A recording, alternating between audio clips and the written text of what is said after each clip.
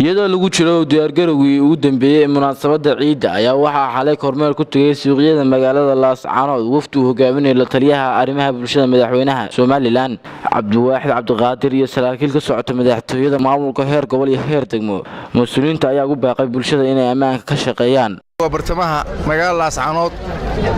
ama moolkan caalamiga aragtaan saadniina ku aragtaan halkan dadweyne fara badan oo isugu jira rag haween dhalinyaro waayeel inta waa lagu tukaameysanayaa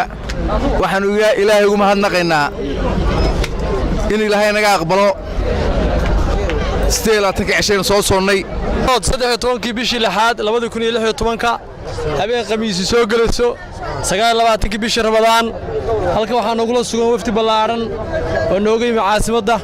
oo heer qaran ah oo ka kooban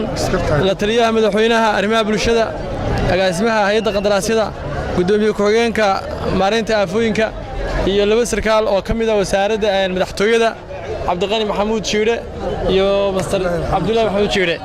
aad baan u soo dhaweynay gobolka waa nabadgeliyo caawada suuqay marayeen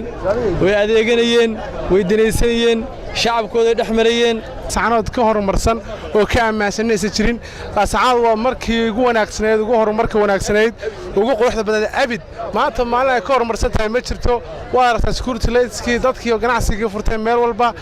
29 Ramadaan waa habeen khamiisa magaaladu waa Laascaanood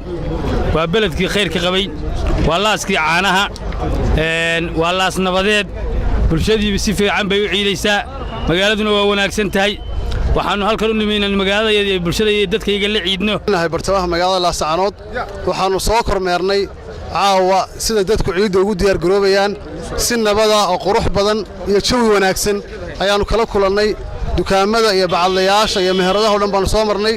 ilaahay waxaanu ka baryaynaa inuu nabad ciidan inoogu dhameeyo dadkuna ay ku ciidaan si nabad iyo barwaaqo iyo nabadgelyo ah shacabka reer Laascaanood waxaan u rajaynayaa inay Farxaan Maxamed Caydiid Somali Cable TV Laascaanood